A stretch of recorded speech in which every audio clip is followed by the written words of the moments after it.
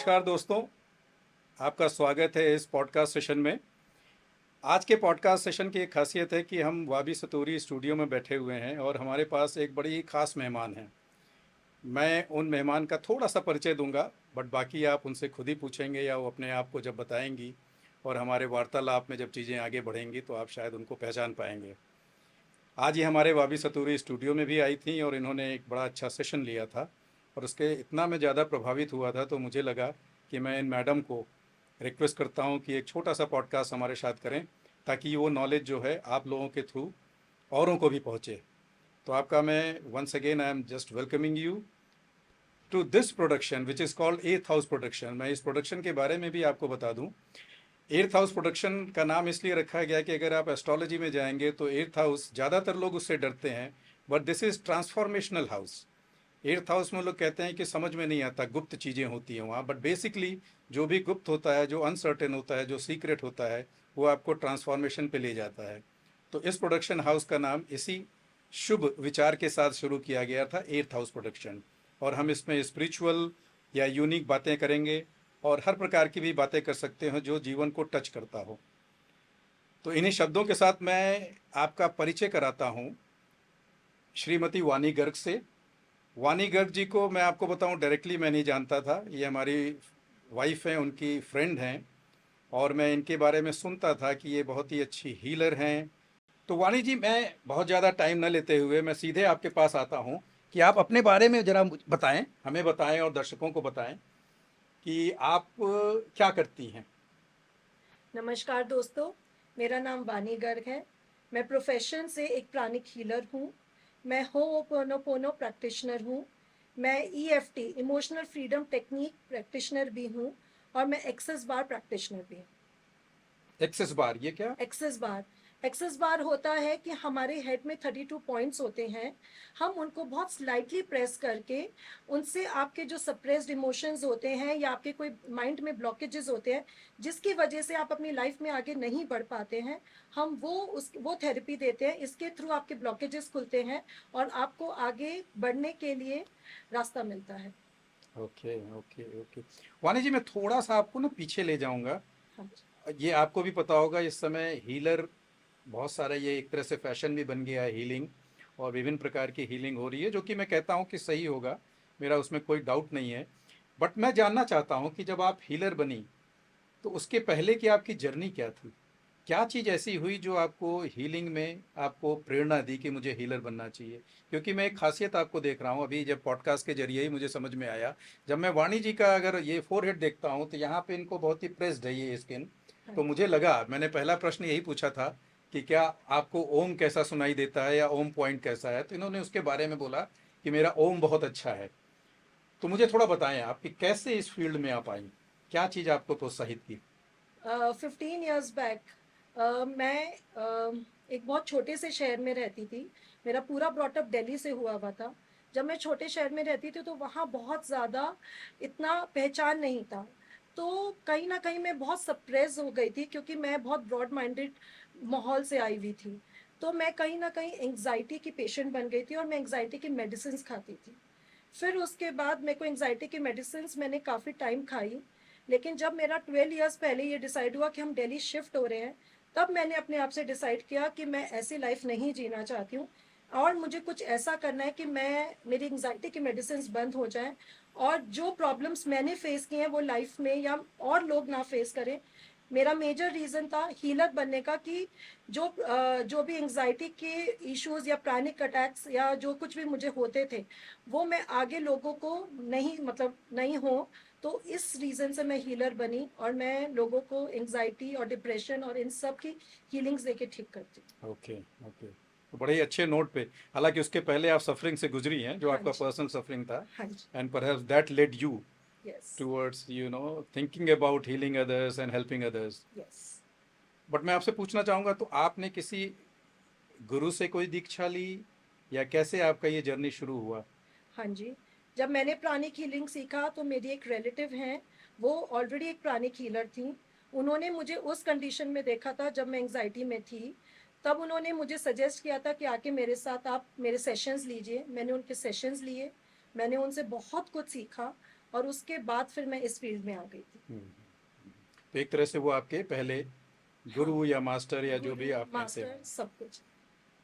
आपको बताऊं एक छोटी सी चीज, कहते हैं कि जब ओम पॉइंट पे देखते हो आप ना, अगर आपका गुरु है या कोई भी, अगर आप ओम पे ध्यान दें तो आपके अंदर भी एक वाइब्रेशन होता है।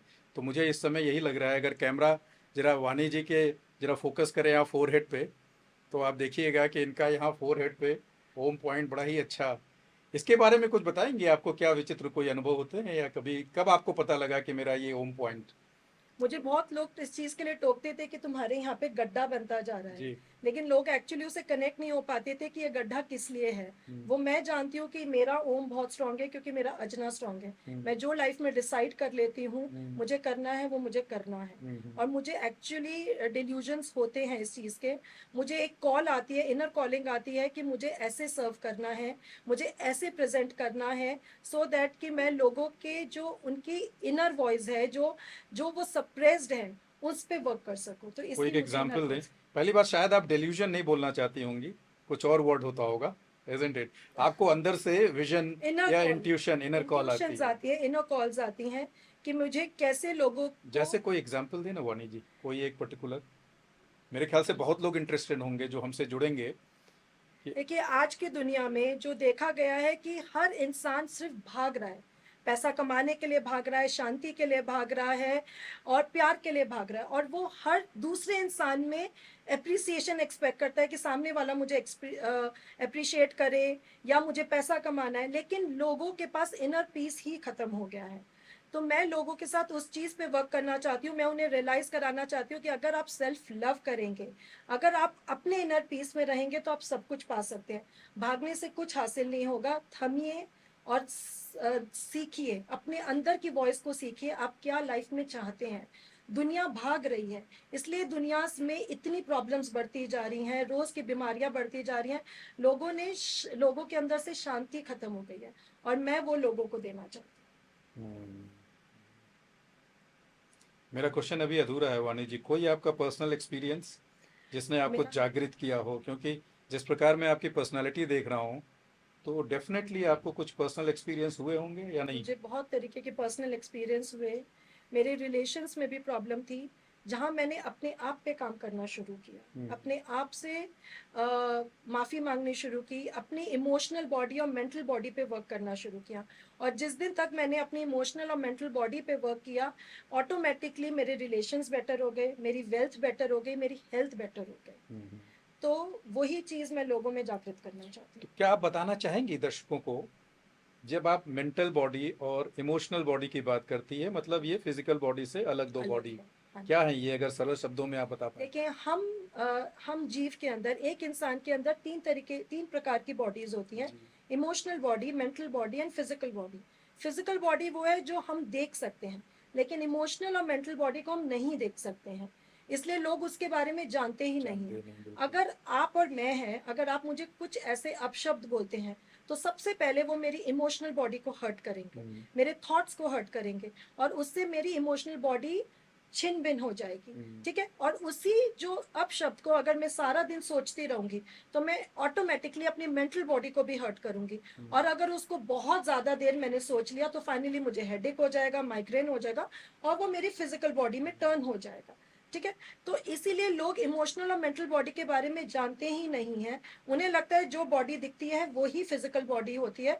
लेकिन जब हम अपनी इनर बॉडी पे, अपनी इमोशनल और मेंटल बॉडी पे वर्क करना शुरू करते हैं, उनको फॉरगिव करना शुरू करते हैं, जो गिल्ट्स, जो रिजेंटमेंट्स, जो रिमोर्स से हम जी रहे हैं, हमारे अंदर बहुत तरीके के गिल्ट है। जब हम अपने आप को माफ करेंगे, अपनी इंटरनल बॉडी को माफ करेंगे, इमोशनल और मेंटल बॉडी को माफ करेंगे, तब हम पीस में आ पाएंगे। आपने एक चीज बोली तो मुझे वो स्ट्राइक किया, अगर मैं आपसे पूछूं, हाँ जी। फॉरगिवनेस को क्या समझती हैं आप। फॉरगिवनेस एक बहुत बड़ी थेरेपी है। फॉरगिवनेस इस दुनिया में लोगों को नहीं समझ आता है। उन्हें लगता है कि हमने गलती नहीं की तो हम फॉरगिव क्यों करें। It's not about to forgiving other person, it's about your peace हाँ ऑफ हाँ, माइंड। वंडरफुल जी, थोड़ा वही, और बताएं। जितना आप फॉरगिव करते हैं, सबसे पहले आप अपने आप को फॉरगिव कीजिए। जैन धर्म में एक दिन होता है क्षमा याचना। ठीक है। मैं अपने पीयर से जैनी भी हूँ। मैंने इस बार भी बोला था, जैन धर्म में एक दिन आता है जिस दिन क्षमा याचना, जिस दिन हम सबसे माफ़ी मांगते हैं। सबसे माफ़ी मांगने से पहले अपने आप से माफ़ी मांगिए, क्योंकि कितनी बार हम समझ ही नहीं पाते हैं कि हम अपने आप को कितना हर्ट करते हैं, कितना अपने आप को पेन देते हैं, कितने अपने आप को तकलीफ देते हैं, कितने अपने आप को कष्ट पहुंचाते हैं। जिस दिन आप अपने आप से माफ़ी मांगेंगे, अपनी इमोशनल बॉडी या मेंटल बॉडी से माफ़ी मांगेंगे, तो आप इस दुनिया के सबसे सक्सेसफुल पर्सन होंगे। आपको सेल्फ लव आएगा, आपको सेल्फ वर्थ आएगा। Forgiveness plays a very important role in our life, क्योंकि माफ करने से शांति मिलती है। आपको शांति मिलेगी, आपको प्यार आएगा, और इससे कोई फर्क नहीं पड़ता कि सामने वाला आपको माफ करता है नहीं करता। आप अपनी माफी जरूर रखिए। जो आपने बड़ी अच्छी बात बोली थी, जो शायद अभी यहाँ नहीं बोली, कि जब आप अपने को माफ़ करते रहेंगे और सामने वाले को भी इन दैट प्रोसेस, हाँ। वो भले ही आपको ना करे, लेकिन एक समय आएगा कि वो भी आपको कर ही देगा। हाँ जी। बट उसके पहले आपके माफ़ी की प्रक्रिया चलती रहनी चाहिए, हाँ जी। क्योंकि आपने जो गिल्ट, जो आप उनसे कह रही थी कि पिछले जन्मों के भी जो हाँ। कर्म है, हाँ। वहाँ से भी हमारे अंदर एक गिल्ट होता है, जिसे हमें माफ़ी मांगनी चाहिए। Am I right? यू जो आर मैं समझ टोटली पाया राइट, हूँ। Truly right. हम्म। क्या होता है कि अभी हम फिजिकल बॉडी में, इससे पहले कितने इनकारनेशंस में भी हम फिजिकल बॉडी में रहे होंगे, हमने तब भी अपने कर्म बनाए होंगे। तो वो कर्म तो सोल लेकर आई है ना, ठीक है ना। इमोशनल और मेंटल बॉडी चली गई, लेकिन सोल के पास तो वो कर्म अभी भी है, जिसका भुगतान आपको इस जन्म में भी करना पड़ रहा है। तो उससे रिलीज होने के लिए हमें माफी मांगनी पड़ेगी, क्योंकि वो जो पुराने कार्मिक अकाउंट्स हैं, उन्हें तो हमें डिलीट करना ही पड़ेगा, और वो तभी पॉसिबल होगा जब आप फॉरगिवनेस करें। बहुत बढ़िया। दोस्तों, आपने बहुत जगह सुना भी होगा, हिंदू धर्म में भी और भी धर्मों में। हालांकि मुझे, मेरा खुद अपना कहना है कि हिंदू धर्मों में अभी री इनकारनेशन, पुनर्जन्म, उसका साइंस, इन चीज़ों की बातें होती नहीं है। हमारा जो धर्म है अभी सुपरफिशियल लेवल पे बहुत पूजा पाठ में है। बट वाणी जी जैसा चाहती हैं कि हम थोड़ा इनवर्ड लुकिंग हो जाएं, जिसे कहते हैं अंतर्दृष्टि हो। और इन्होंने कितना बढ़िया बात बोली कि हम पिछले जन्मों का सारा लेके जो अभी आते हैं, जो हमारा ईंधन होता है, फ्यूल ऑफ दिस बॉडी, वो पास से चला आ रहा होता है। और आपने शास्त्रों में भी पढ़ा होगा, संचित धर्म, प्रारब्ध एंड आगामी कर्म, ये सारी चीज़ें वहाँ पर हैं। वाणी जी इस चीज़ को बड़े ही सरल शब्दों में आपको बताना चाह रही हैं कि आपकी बॉडी सिर्फ आपका यही नहीं है, इसके अंदर 2 लेयर और है, जिसे हम जब शरीर छोड़ के जाते हैं, सामान्य तौर पे हम मरना कहते हैं, जो कि मरना नहीं होता। ये शरीर फिजिकल हम छोड़ देते हैं, बट मेंटल और इमोशनल बॉडी के साथ कहीं और जाते हैं। वहाँ पे हमारे इमोशनल और मेंटल का लेखा जोखा हो करके फिर उसको हम एक नई बॉडी में लेके आते हैं, उससे रिलीव करोने। और उसी रिलीविंग की बात वाणी जी कर रही हैं कि हमें उस पर ध्यान देना चाहिए, तभी जा कर के वो इनर पीस आएगा। तो वाणी जी ये बताएं, आपने बोला, शायद आपने बोला या मैं जानता हूं कि आप प्राणिक हीलर हैं। हाँ जी। ये रेकी और प्राणिक एक ही हैं या कोई अलग चीजें हैं? सारी मोडालिटीज एक ही चीज होती हैं, ठीक है ना। सब सिखाती वही चीजें हैं, थोड़ा बहुत फर्क होता है। जो प्राणिक हीलिंग होता है उसमें हम आपको ब्रीदिंग एक्सरसाइजेस सिखाते हैं, उसके बाद फॉरगिवनेस सिखाते हैं। और जो प्राणिक हीलिंग है उसमें सारी जो हीलिंग्स होती हैं वो डिस्टेंस हीलिंग्स होती हैं। उसमें हम आपको कोई मेडिसिन नहीं देंगे, हम अपने क्लाइंट्स को कोई टच नहीं करते हैं। It's all distance healing. मैं दूर बैठ के भी आपको हीलिंग्स दे सकती हूँ, क्योंकि इट्स ऑल एनर्जी हीलिंग्स। देखिए, हर चीज में एनर्जी होती है, इस कुर्सी में एनर्जी है, यहाँ एनर्जी है, हम सब में एनर्जीज होती हैं। सिर्फ दूर बैठ के मैं आपकी जो सप्रेस्ड एनर्जीज है, जो आपकी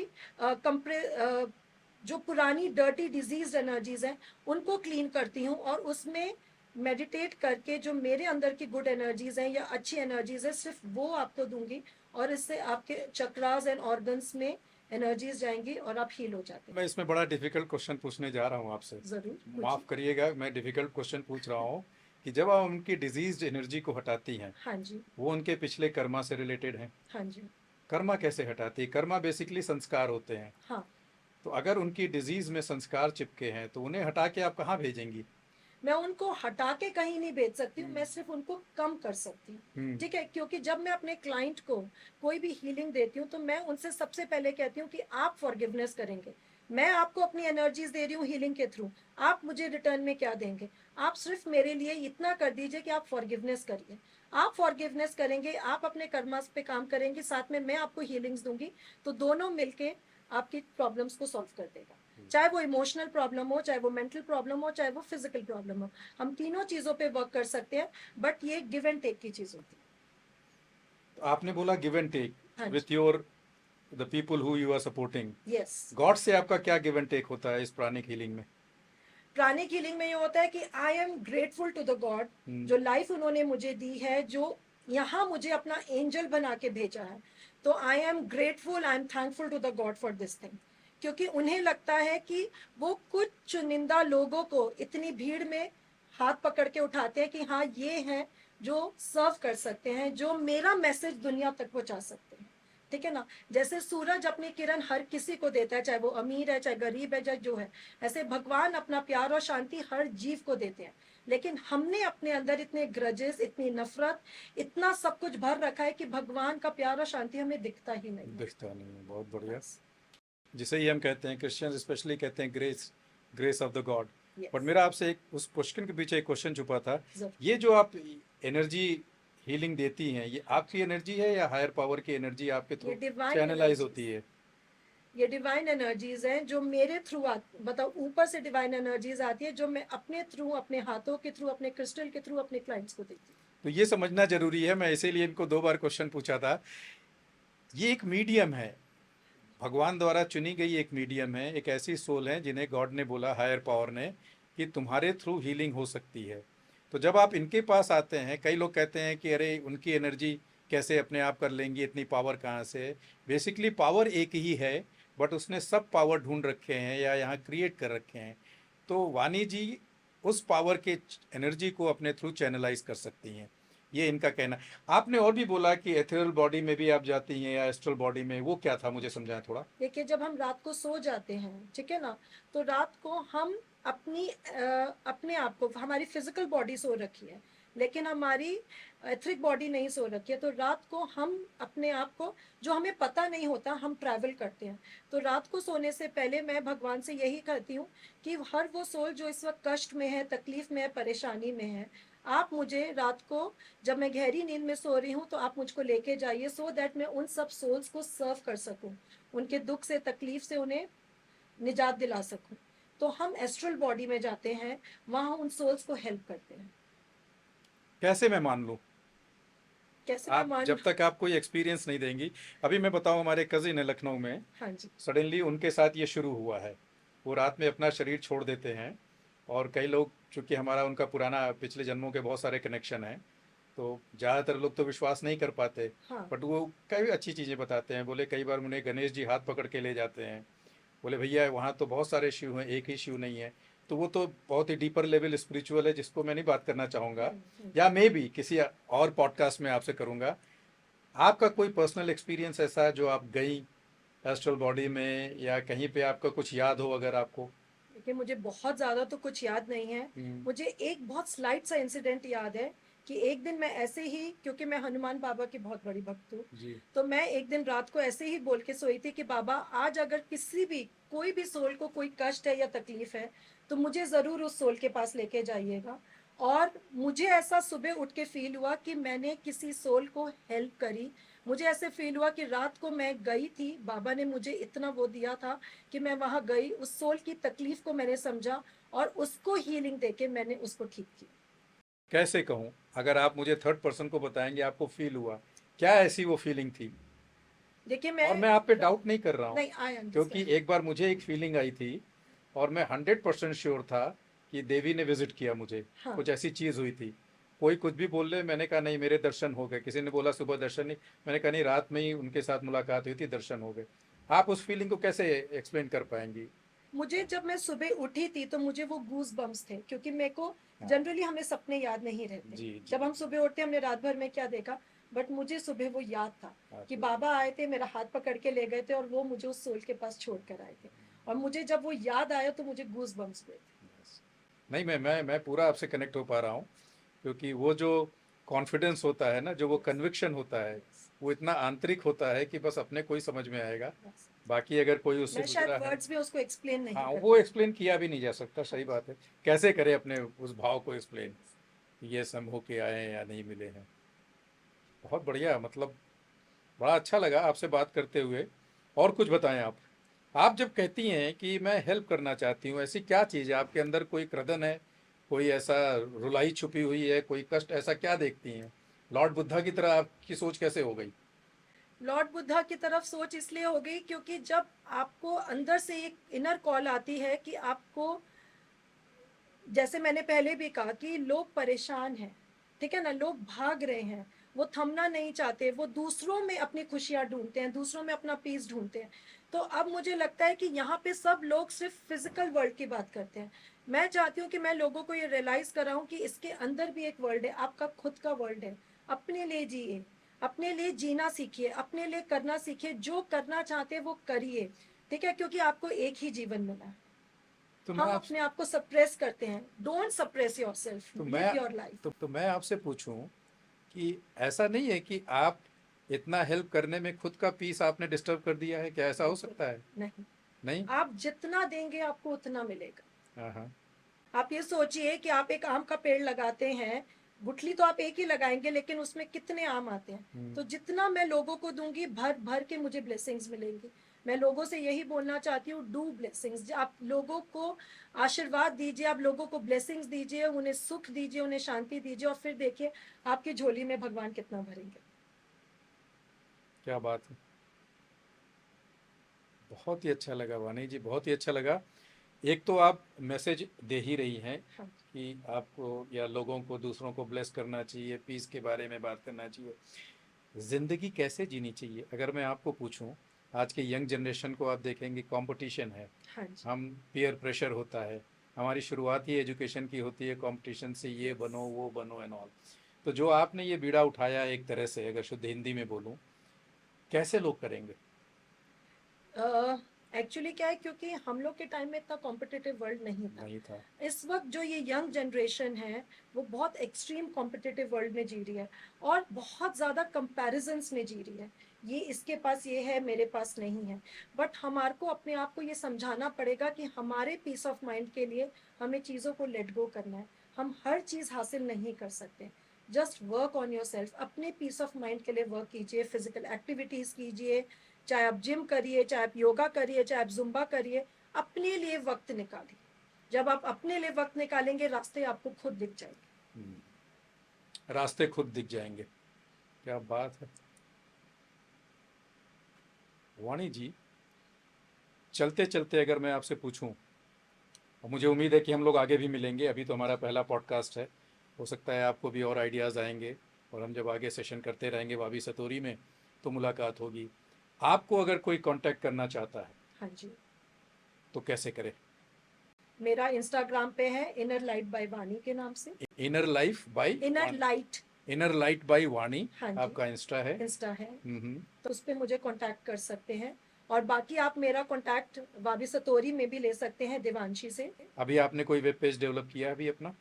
अभी एट प्रेजेंट तो नहीं है, बस मेरा बट इनर आपका लाइट बाय प्रोसेस वाणी। में है, हाँ और जी, अंडर और प्रोसेस। और और इंस्टा पे आप अवेलेबल हैं? मैं इंस्टा पे अवेलेबल तो हूँ। वहाँ पे आपसे कोई भी कांटेक्ट कर सकता हाँ है। जी। इनर लाइट बाय वाणी, हाँ जी। ये वाणी गर्ग जी का इंस्टाग्राम है। आप में से जिसको भी जाना हो, इनसे सहयोग लेना हो, जो कुछ भी आप लेना चाहते हैं, मुझे लगता है ये खजाना है physical as well as spiritual life की। तो आप इनसे मुलाकात करिए और जो चाहते हैं इनसे सपोर्ट लीजिए। Thank you very much Vani ji, thank you आप so I much. Eighth house production में, और आपने ये शुरुआत बड़ी ही अच्छी की है हमारी हीलिंग पे, जो हमारा सेशन आगे चलता रहेगा। तो दोस्तों, ये थी वाणी गर्ग जी, जिन्होंने आज बात की प्राणिक हीलिंग की, और डिफरेंस बताया रेकी हीलिंग और प्राणिक हीलिंग में क्या अंतर है। हालांकि मोर और लेस ये एनर्जी के अराउंड ही प्ले करता है। जैसा वाणी जी ने बोला कि हम सब एनर्जी हैं, और रियली कभी आप एक्सरे करा के देखिए, आपकी बॉडी एनर्जी में दिखती है और कुछ नहीं होती है। तो आज का शो हम यहीं ख़त्म करते हैं। एट्थ हाउस प्रोडक्शन ऐसे ही आपको ट्रांसफॉर्मेशनल वीडियोस, हो सकता है आगे चल के मूवीज़ भी लाता रहेगा। देखते रहिए, पसंद करते रहिए। नमस्कार। नमस्कार।